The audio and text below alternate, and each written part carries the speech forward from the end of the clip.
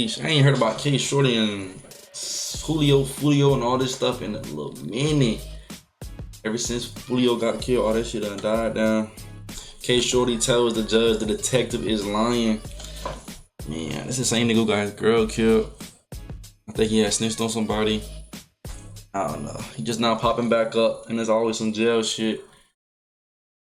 Always some jail shit. 24-year-old Jacksonville rapper K Shordy has been surrounded by violence his entire life. As a documented member of Julio's 6-block gang, he's already serving a 12-year prison sentence for having a rifle after being shot. On top of that, he's facing a murder charge, and his trial is coming up soon. On September 28, 2021, Xavier Mays, aka 187, is already serving a 12-year prison sentence for having a rifle after being shot. On top of that, he's facing a murder charge, and his trial is coming up soon. He's facing a 12-year sentence, less a murder charge. What the hell? September 28, 2021, Xavier Mays, aka 187 No Face, was ambushed and shot in the head at a gas station in Jacksonville. Spenna Benz, another Jacksonville rapper and rival of K Shorty, was in the car. What's up with these names, bro? Nigga named himself 187, which means murder, no face. Murder, no face. Now you got no life. Shit crazy, man. Gas station in Jacksonville. Spenna Benz, another Jacksonville rapper and rival of K Shorty, was in the car during the shooting, but managed to jump out and run for his life. Once the detectives identified the victims, they knew it was a gang-related shooting, and they say K Shorty, whose real name Therese Powell, was the gunman. Jacoby Sykes, aka Tufo, was also charged. Yeah, don't fuck with a nigga like that. That nigga two-turn, bro. He'll do anything. I ain't gonna lie, he probably ain't telling nothing either. In the murder. Sykes' mother, Donetta Perry, aka Nene, was also charged with tampering with a witness and accessory after the fact. She owned the Range Rover they allegedly used in the murder and picked up her son after the murder. K Shorty was Oh nah, hell nah. You gonna let your son use your car to catch a body, then pick him up after the body? Ain't gonna lie to you. You say that's a ride or die mama. The mama grits. The mama stupid as fuck. She shouldn't have had no kids. She dumb as hell. She supposed to send that nigga straight to jail. You ain't, nigga, you gonna let him use your car, which you go to work in to feed your other kids in, and then you gonna cover up for him. Now your dumb ass going to jail, and who finna take care of your kids? Donetta Perry, aka Nene, was also charged with tampering with a witness and accessory after the fact. She owned the Range Rover they allegedly used in the murder and picked up her son after the murder. K Shorty was pulled over in the same Range Rover a week prior, and detectives say a cell phone, allegedly belonging to K Shorty, had photos and data connecting him to the area around the time of their murder. At about 9:52 p.m., over 5 hours after the shooting, detectives from JSO located a black Range Rover. Matter of fact, I know this G right here. This G is dead. I think this G in jail. I'm not trying to speak on fast. I don't know. I think that one in jail too. And then this nigga facing. You know what I'm saying? So I'll be like, bro, that shit's so good, bro. Niggas get 1 year of fame, maybe 2 years. Most of them don't even hit 1 million views for real. Then they get life in jail. Like, damn, bro. 52 p.m., over 5 hours after the shooting, detectives from JSO located a black Range Rover parked outside of a recording studio. The Range Rover was a possible suspect vehicle in the shooting earlier that day. 2 subjects got into the vehicle and left the studio. When officers attempted to stop the Range Rover, it took off and fled. Soon after, it crashed at the intersection. Bro, I'm not trying to keep pausing, but they did a drill, a shooting in the motherfucking Range Rover, then took it to the studio. And bitches be fucking with these kind of niggas. Niggas did a drill and then took it to the studio. That's just no IQ. Fuck low IQ. Niggas got no IQ. Marino Span, aka Lil Kraka. K Shorty looked up to Julio growing up in the Hilltop Village apartments. He was also close friends with Adrian Gaynor, aka Bibby, who was chased down and killed execution style, allegedly by Queso in 2019, which Queso has not gone to trial for yet. Before the alleged murder of No Face, K Shorty was the target of multiple retaliatory shootings. On 2 different occasions, he was shot but survived. On March 19, 2020, K Shorty was on a date with his girlfriend Anandi. She was driving him home when a gray vehicle pulled up in front of Anandi's car. 2 men hopped out. See, I was talking about this earlier, bro. He got his own lady killed. You feel me? Like, that's why you don't do shit like this. Stay out of the way. And then obviously, if you're gonna do something like that, keep your lady out the way. Move smart. Let her know what's going on. Cause she done caught a headshot, cuz. And you still living. Like, I know her family is not fucking with you, cuz. Pulled up in front of Anandi's car. 2 men hopped out and began firing at their car. The sheriff's office were called out to the scene for a report of gunfire. When they arrived, Anandi was pronounced dead at the scene, while K Shorty was found shot inside of the vehicle. He was rushed to a local hospital where he was treated and released. Roland Ball Jr. and Xavier Porter were both charged in the murder. Xavier Porter was linked to the case after text messages were recovered in which he was planning to murder K Shorty. And Porter's text message. Look though, gang, I got one under my belt. Shorty girlfriend, me and my brothers did that cause Therese killed my big brother. This all on message, y'all. Like, this shit 90, y'all. She wasn't supposed to die though. That was for Therese. He killed my brother. Cause you done did that and went and texted it. Texted it right on the phone from 904-860-5748. Yeah, going to jail for life. Covered in which he was planning to murder K Shorty. In Porter's text messages, he explained that he and other co-conspirators killed Anandi, but she was not the intended target. Oh my brother. Porter believes that K Shorty killed Daquan Saxton 2 days prior. Paperwork shows K Shorty signed a picture of Roland Ball, identifying him as the person who shot him, but then later took back his statement. No. See, I wasn't gonna see what I said in the beginning. He got his girlfriend killed and he allegedly snitched on about. So, hey, I be doing my homework a little bit. K Shorty signed a picture of Roland Ball, identifying him as the person who shot him, but then later took back his statement. I have access to personal letters he wrote directly to the judge in which he says that he's being framed by the detective. Alright boys, so I've never made a video on this guy, but I think he's going to trial very soon. It could even be this month, but I'm seeing like no one talking about it. This trial's supposedly been delayed a bunch, but he has written some letters to judges because he thinks... Dear Honorable Judge Kevin Blass, you brought me in front of the court because you felt like you didn't give me an opportunity to speak, but I didn't have a lawyer present with me. You recommend I not speak, so I choose not to speak momentarily because on that day you misinterpreted a remark I made and took it as a threat. I'm now aware of that and there is a deadline for my complaint and my lawyers have advised me that being present with a some. That's why you watch your mouth though, cause like you can talk all that shit and be gangster, and then look at you writing letters. I'm sorry for what I said. Like, you feel me? These people got their life in your hands, and y'all still be playing around, thinking this shit a game. To that door shut. Now you asking for paper and a pencil to write the judge. He has written some letters to the judges because he thinks he's being framed. His handwriting's actually pretty good. It's just faded. You're not being framed, gang. You were a known gang member. I'm sorry, you were a known gang member. All over the gram. You made plenty of songs about shootings, killings, gang signs. Nobody's framing you, twin. That's crazy to have a mindset, a victim mindset, when bitch you post guns and talk about killings, bro. Who the fuck framing you? The evidence they have against him is his phone tracking. He was in the car previously. He was arrested fleeing from the car. There's spent shell casings in the car. And I can't remember if there's any weapons recovered or anything. Complaint to this letter so that you would at least have time for a ruling. Thank you sincerely. That boy say thank you sincerely. That boy probably never even used that word in his life. But when you face in life, bitch, you start pulling everything out the book.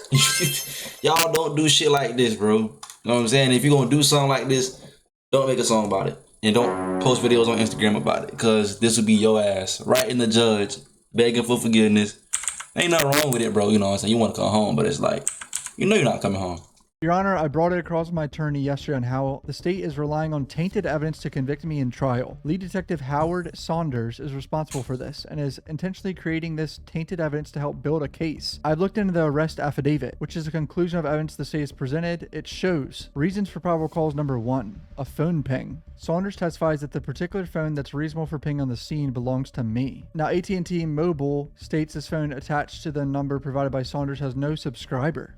So he takes it upon his discretion to create something witnesses, the writing's messed up, to trace me back to the phone. These witnesses are Marquita Jones and Tamaya Bradley. He states both witnesses told him they were with me 9/27/21, a day before the homicide, rolling into the day of the homicide, and communicate with me on a phone number attached to the phone. That's how he knows it belongs to me. Your Honor, I can assure you if you were to call Marquita Jones, she would tell you she is the girlfriend of the victim. Has never crossed paths with me in my life.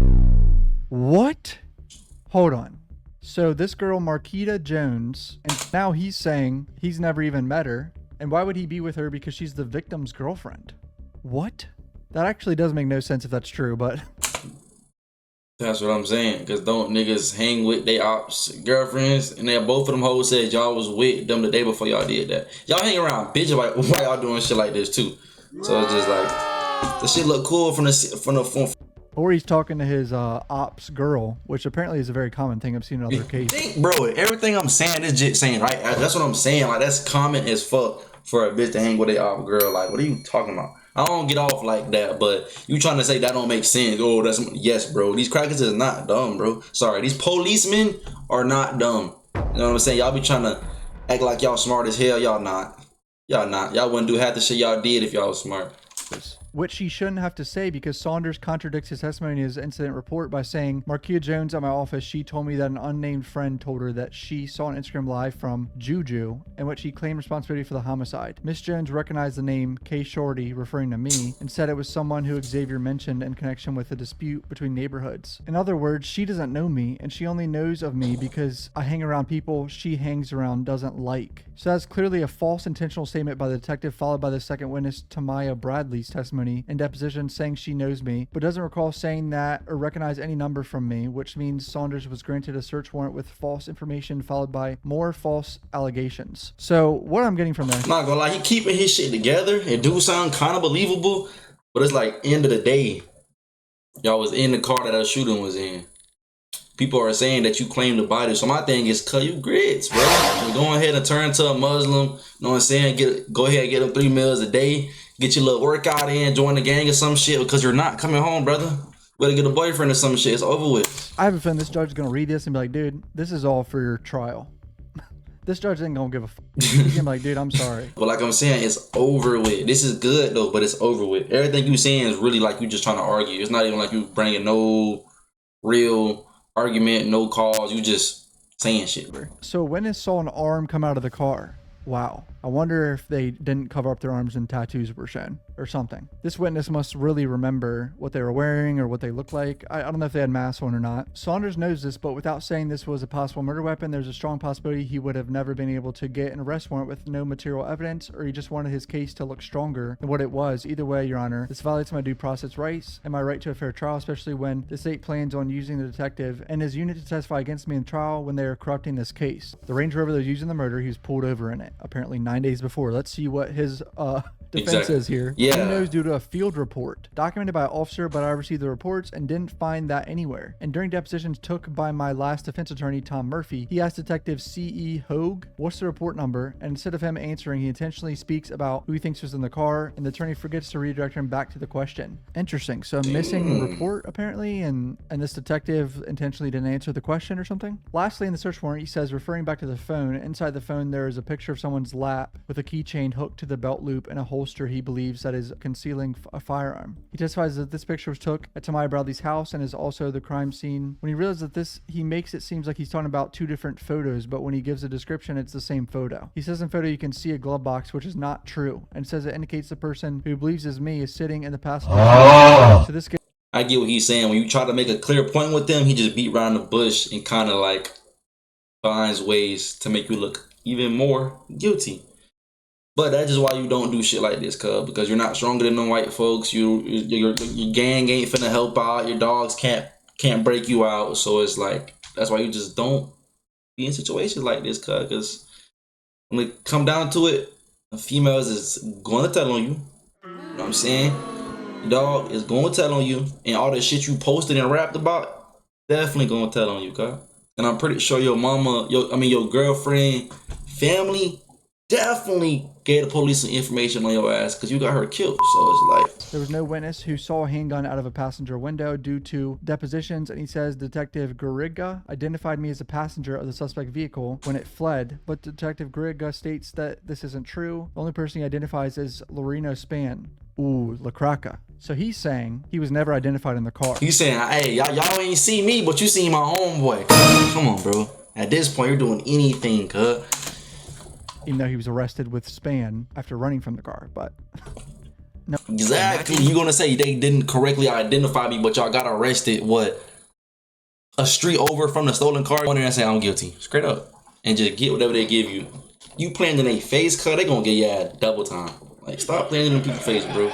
Even though he was arrested with Span after running from the car, but no one saw him in the car because it was dark out when they got arrested. So, Your Honor, please help me. I'm scared and my life is at risk, and I apologize if I made you feel threatened in any way, but I promise it wasn't a threat. I was only frustrated, and now my lawyer sent full reports on the firearm the detective says is the possible murder weapon, and to confirm that it isn't. The metadata is across the street or near the murder scene. So they're saying he took a photo while literally hunting the ops. That's what they're saying, right? But he's saying that wasn't actually the same gun and it wasn't the same location, I think. Doesn't matter. It's still a gun. You still killed somebody, cuz. That's all I'm saying. Intentionally trying to frame me along with tampering with evidence in this case and that I could prove it. His response that cut me off was, save it for trial. What did I say? I haven't read this one yet. I swear I've not read that one. Wow. But it's good that he's addressing it one time prior before addressing it again, because he has a paper trail saying, hey, I done said this before and I'm telling y'all again. And he also told me save it for trial. So here it is, and here's the time for y'all to fairly present it. So I think that's smart. He might get a couple things suppressed, a couple things hidden for them not to speak on, but I do not think he'll walk free. That's just me being honest, cuz like there's too much going on in this shit. This brought me frustration and made me say, this is crazy, quote unquote, under my breath and shake my head. Okay, so that's the threat that the judge didn't like. This is crazy, and he shook his head. That's definitely not a threat. So I do agree with him on that. You overly doing it. That's like nowhere near a threat. While waiting, Judge Bai stared at me with a smirk and asked, that mark that you made under your breath, was that intended for me? At this point, I knew it was being integralized, and my response was, no, you would know. Uh-oh. Yikes. So now he's like snapping back at the judge. That's not a threat, cuz, but like, come on. You basically saying, nigga, if I did that shit, you would have knew it's me. And that's not really a threat, but like I said, cuz they got they life in your hand, and you got the nerve to even talk shit. You don't give a fuck about your family, you don't give a fuck about nobody seeing you again, and that's your fault. Cause bitch, I would have been the most giggliest, smiliest nigga in that room. I'm telling you, boy. A day for an hour. Your Honor, even if you want to release me from confinement, lifting federal restrictions would be a blessing. I've been in here for 4 months, Your Honor, and I'm pleading for your mercy in any way you can. Wait, he's been in the confinement for 4 months? Damn, plus 31 months of just regular jail. Phone restrictions? Oh my God, that is gnarly. I would go batshit crazy, bro. Like, I'm telling you guys straight up, bro. Bro, I couldn't talk to my lady or nobody for 4 months, bro. They're not letting him talk to lawyers. They're not letting him contact his peoples. He going insane in that bit. So how you expect for him to come respectfully to each trial when each time he come, he just did like a whole month in the hole, a whole 2 months in the hole, not talking to nobody, not seeing nobody. So shit, after 35 months, I probably would have said some slick shit too. But I wouldn't be crying like I'm finna get out. I would have stood on what I said. I ain't gonna lie to you. If I had to sit in a cell for 23 hours a day, I'd go batshit crazy. And that's why I'd snitch too. If I did something that I regretted, I'm snitching. I don't give a shit. I'm just kidding. Consider the fact that the following court date... You're not kidding, and I don't blame you. Judge Bias addressed me saying he felt it wasn't truly being fair the previous court date and gave me the opportunity to speak. I spoke with my lawyers before and they told me it wasn't the smartest decision, so I passed the opportunity and decided to write him instead. But my mail was being refused per the mail lieutenant because the lieutenant advised him not to receive any mail from me to the judge. So he never got it, and I doubt if this gets to you. But if it does, I pray that there's something you can do to help me. Jesus, they're just really shutting this motherfucker down. Yeah, they are. That's like the whole point of the police though, cuz. Tighten up. Stop doing dumb shit. That's the whole point. You think they gonna make it sweet? You thought you were finna go to jail and they were just gonna let you try to lie and try to know. No, cuz they coming with everything, bro. And you acting surprised. You a thug, right? You gotta keep thugging it, bitch. Bro, they're not giving his mail. You can't send mail to anyone. How you get no mail? You can't talk to your lady. You probably washing somebody's drawers. Tamper with witnesses. Has this guy tampered with witnesses? I don't know. That seems. Yes, nigga. Somebody came up dead. Somebody came up dead before the trial. That's tampering with a witness. You gotta take his phone away because he apparently tampered with witnesses. Has this guy tampered with witnesses? I don't know. That seems kind of crazy. But he's saying he's being framed, so this is some serious shit. There's a bunch of documents I can read, by the way. The state filed a motion to include a bunch of gang shit, obviously. But they including his gang ties too. Regrets. I used to listen to bro like what 3-4 years back, but all that shit dead, all that shit out of style, all that shit played out. Free that boy. You know what I'm saying? I know a lot of these shits might be getting around to certain people, man. I don't mean no harm when I be making these videos. I just be speaking it real, and you know damn well if you seeing this or anybody that see this type of shit, they know damn well they regret that shit. So I don't give a fuck about none of y'all saying. Do the right thing. And don't be acting surprised when they hit your ass with that 40 ball, 30 ball. Bro, sorry. No, you did that shit. You put it on Instagram. Ain't you put it on Instagram with the gun and the necklace and the get back for gang and shit? Look, they say, man, everybody being framed once they get behind the walls, cut it out. You should. Bro just laying out his defense strategy. I always felt bad for Shorty. He got caught up in that shit because of what happened to his girl. Not really, cuz. Not really. Because if something happened to my girl, I'm still not going to be on the gram like trying to thug for bitches. Cause I would have got in all black and got off Instagram for like 2 years. What do you mean? Cause of something happened to his girl? Well, he wanted clout, bitch. He seen them views. He thought he was that nigga. The prosecution is like, checkmate. First thing you learn in jail, do not talk about your case to anyone, especially the judge. Bro is cooked. Nah, for real. You just gave them everything they needed to like plan against you. That's kind of dumb. Oh yeah, it's December now. You know, we finna get in the spirit. We finna do the little thing. I might go get a little Santa hat or some shit, man. Y'all stay tuned. Last video hit 300. Video before that, 800. We ain't doing nothing but going up, man. Until next time.